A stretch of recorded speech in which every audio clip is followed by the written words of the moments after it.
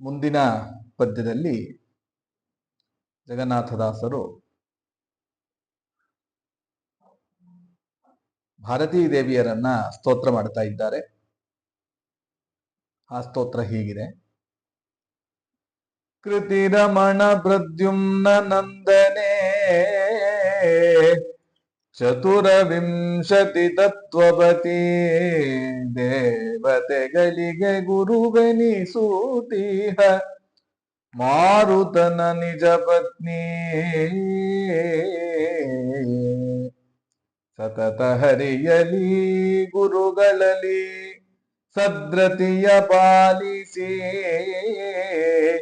ಭಾಗವತ ಭಾರತ ಪುರಾಣ ರಹಸ್ಯ ತತ್ವಗಳ ಅರುಪು ಕರುಣದಲ್ಲಿ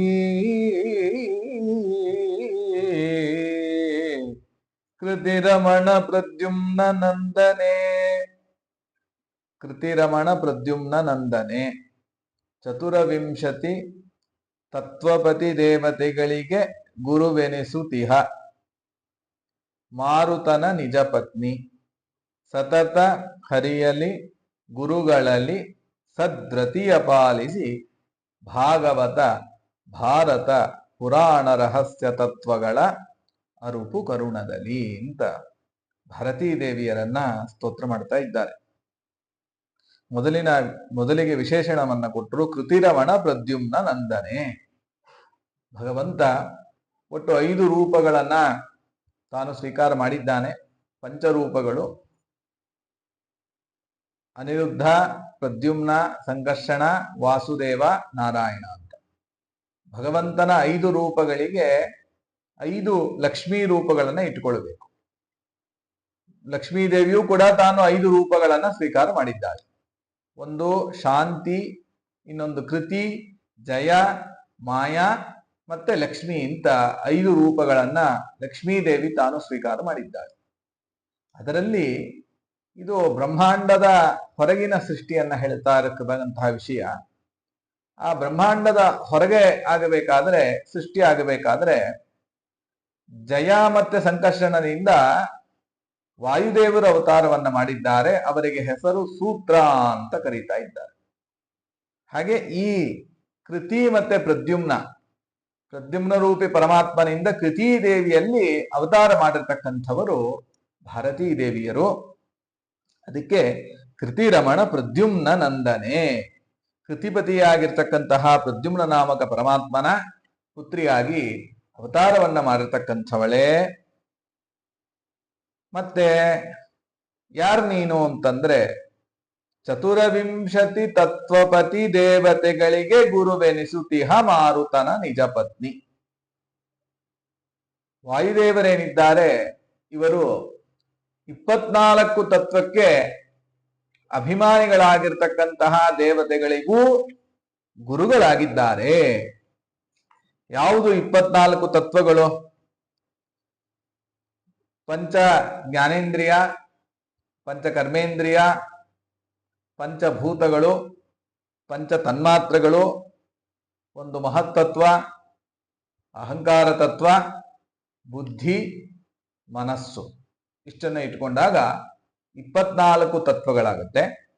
ಈ 24 ತತ್ವಗಳಿಗೆ ಅಭಿಮಾನಿಗಳಾಗಿರ್ತಕ್ಕಂತಹ ಎಲ್ಲ ದೇವತೆಗಳಿಗೆ ಗುರುಗಳಾಗಿದ್ದಾರೆ ಯಾರು? ವಾಯುದೇವರು. ಗುರುವೆನಿಸುತಿಹ ಮಾರುತನ ನಿಜ ಪತ್ನಿ, ಅವರಿಗೆ ನೀತ ಪತ್ನಿಯಾಗಿದ್ದಾರೆ ಭಾರತೀ ದೇವಿಯರು. ಇಂತಹ ವಾಯುದೇವರ ನೀತ ಪತ್ನಿಯರಾಗಿದ್ದಾರೆ ಭಾರತೀ ದೇವಿಯರು ಅಂತ ಅದನ್ನ ತಿಳಿಸ್ತಾ ಇದ್ದಾರೆ. ಚತುರ್ವಿಂಶತಿ ತತ್ವಪತಿ ದೇವತೆಗಳಿಗೆ ಗುರುವೆನಿಸುತಿಹ ಮಾರುತನ ನಿಜ ಪತ್ನಿ. ನೀವೇನ್ ಮಾಡಬೇಕು ಅಂದ್ರೆ ಪ್ರಾರ್ಥನೆಯನ್ನ ಮಾಡ್ತಾರೆ ದಾಸರು. ಸತತ ಹರಿಯಲಿ ಗುರುಗಳಲ್ಲಿ ಸದ್ರತಿಯ ಪಾಲಿಸಿ. ಇದು ಮೊದಲನೇ ಪ್ರಾರ್ಥನೆ. ನಿರಂತರವಾಗಿ ಭಗವಂತನಲ್ಲಿ ಮತ್ತೆ ಗುರುಗಳಲ್ಲಿ ಸದ್ರತಿಯ ಪಾಲಿಸಿ, ಉತ್ತಮವಾಗಿರ್ತಕ್ಕಂತಹ ಭಕ್ತಿ, ನಿರ್ದುಷ್ಟವಾದಂತಹ ಭಕ್ತಿ, ಅದನ್ನ ನಮಗೆ ದಯಪಾಲಿಸಿ, ಅದನ್ನೇ ನಮಗೆ ಅನುಗ್ರಹವನ್ನ ಮಾಡಿ ಸತತ ಹರಿಯಲಿ ಗುರುಗಳಲ್ಲಿ. ಅದು ಭಕ್ತಿ ಹೇಗಿರಬೇಕು ಅಂತಂದ್ರೆ ಅದು ಸತತವಾಗಿರ್ಬೇಕು. ಅದೇ ಮುಖ್ಯವಾಗಿರ್ತಕ್ಕಂತಹ ವಿಶೇಷಣ ಇಲ್ಲಿ. ಯಾಕೆಂದ್ರೆ ನಮಗೆ ಇವತ್ತೇನ್ ಭಕ್ತಿ ಬರುತ್ತೆ ಅದು ಇವತ್ತಿರತ್ತೆ ಮತ್ತೆ ನಾಳೆ ಇರೋದಿಲ್ಲ, ಅಥವಾ ನಾಳಿದ್ದಿರತ್ತೆ ಮತ್ತೆ ಅದರಾಚೆ ನಾಳಿದ್ದಿರೋದಿಲ್ಲ. ಈ ತರ ಭಕ್ತಿಯಲ್ಲಿ ಬ್ರೇಕಪ್ಸ್ ಜಾಸ್ತಿ ಇರುತ್ತೆ. ಆದರೆ ಭಾರತೀ ದೇವಿಯ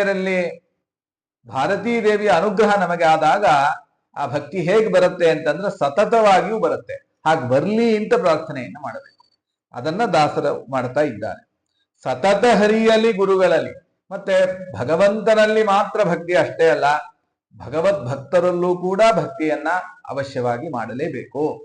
ಯಾವಾಗ ಗುರುಗಳಲ್ಲಿ ನಾವು ಮಾಡ್ತೇವೆ ಭಕ್ತಿ, ಅದು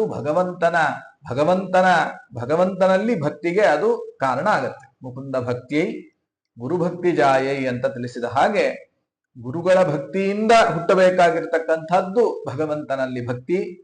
ಅಂತಹ ಎರಡು ಭಕ್ತಿಗಳನ್ನು ಕೂಡ, ಅಂದ್ರೆ ಭಗವಂತನಲ್ಲಿ ಭಕ್ತಿ, ಗುರುಗಳಲ್ಲಿ ಭಕ್ತಿ, ಎರಡನ್ನೂ ಕೂಡ ಭಾರತೀ ದೇವಿಯರಲ್ಲಿ ನಾವು ಪ್ರಾರ್ಥನೆಯನ್ನು ಮಾಡಬೇಕು. ಸತತ ಹರಿಯಲಿ ಗುರುಗಳಲ್ಲಿ ಸದ್ರತಿಯ ಪಾಲಿಸಿ.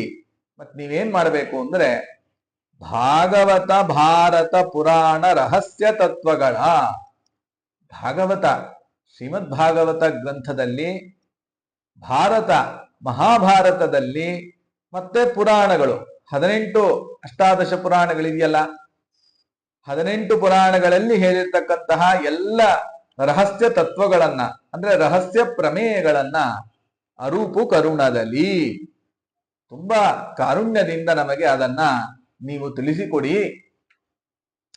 ಯಾವಾಗ ಭಾಗವತ ಭಾರತ ಪುರಾಣ ಇದರಲ್ಲಿ ಹೇಳಿರ್ತಕ್ಕಂತಹ ಪ್ರಮೇಯಗಳು ನಮಗೆ ಅರ್ಥ ಆಗತ್ತೆ, ಅವಾಗ ನಮಗೆ ಭಗವಂತನ ಸರ್ವೋತ್ತಮತ್ವ ಜ್ಞಾನ ನಿಶ್ಚಯ ಆಗತ್ತೆ.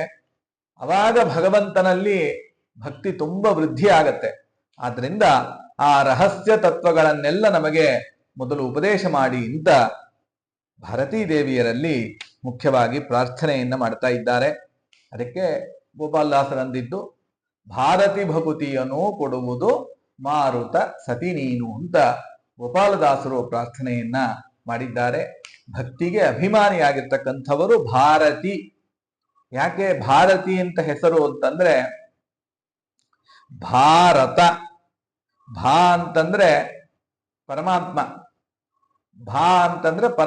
ಪರಮಾತ್ಮನಲ್ಲೇ ರತರಾದವರು ವಾಯುದೇವರು, ಭಾರತರು. ಆ ಭಾರತನ ಪತ್ನಿಯಾಗಿರ್ತಕ್ಕಂಥವಳು ಭಾರತೀ ದೇವಿ ಅಂತ ಇಲ್ಲಿ ಚಿಂತನೆ. ಆದ್ರಿಂದ ಇಂತಹ ಭಾರತೀ ದೇವಿಯನ್ನ ಪ್ರಾರ್ಥನೆ ಮಾಡ್ತಾ ಇದ್ದಾರೆ. ಭಾರತೀ ದೇವಿ ಅನುಗ್ರಹ ಇದ್ದರೇನೆ ಮಾತಾಡ್ಲಿಕ್ಕೆ ಸಾಧ್ಯ, ಭಗವಂತನ ಸ್ತೋತ್ರಗಳನ್ನ ಮಾಡಲಿಕ್ಕೆ ಸಾಧ್ಯ.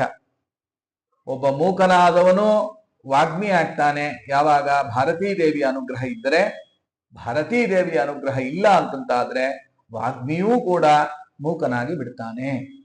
ಭವತಿ ಯದನುಭಾವಾದೇಡ ಮುಕೋಪಿ ವಾಗ್ಮಿ ಜಡಮತಿರಪಿ ಜಂತುರ್ ಜಾಯತೆ ಪ್ರಾಜ್ಞಮೌಲಿಹಿ ಸಕಲ ವಚನ ಚೇತೋ ದೇವತಾ ಭಾರತೀ ಸಾ ಮಮ ವಚಸಿ ನಿಧತ್ತಾಂ ಸನ್ನಿಧಿಂ ಮಾನಸೇಚ ಅಂತ ಟೀಕಾಕೃತ್ಪಾದರು ಏನು ಪ್ರಾರ್ಥನೆಯನ್ನ ಮಾಡಿದ್ರು, ಯಾವಾಗಲೂ ಕೂಡ ಸನ್ನಿಧಿಂ ಮಾನಸೇಚ, ನಿನ್ನ ಸನ್ನಿಧಿಯನ್ನ ನನ್ನ ಮನಸ್ಸಿನಲ್ಲಿಟ್ಟು ಸದಾಕಾಲ ಭಗವಂತನ ಗುಣಗಳನ್ನ ಹೊಗಳುವಂತಹ ಭಾಗ್ಯ, ಭಗವಂತನ ಸ್ತೋತ್ರವನ್ನ ಮಾಡುವಂತಹ ಭಾಗ್ಯ, ಭಗವಂತನಲ್ಲಿ ಮತ್ತೆ ಗುರುಗಳಲ್ಲಿ ನಮ್ಮ ಯೋಗ್ಯತಾನುಸಾರವಾಗಿ ಭಕ್ತಿಯನ್ನ ಮಾಡುವ ಭಾಗ್ಯವನ್ನ ನಮಗೆ ನೀಡಿ ಅಂತ ಭಾರತೀ ದೇವಿಯರಲ್ಲಿ ನಾವು ಪ್ರಾರ್ಥನೆಯನ್ನ ಮಾಡಬೇಕು ಅಂತ ದಾಸರಾಯರು ಈ ಪದ್ಯದಿಂದ ನಮಗೆ ತಿಳಿಸ್ಕೊಡ್ತಾ ಇದ್ದಾರೆ.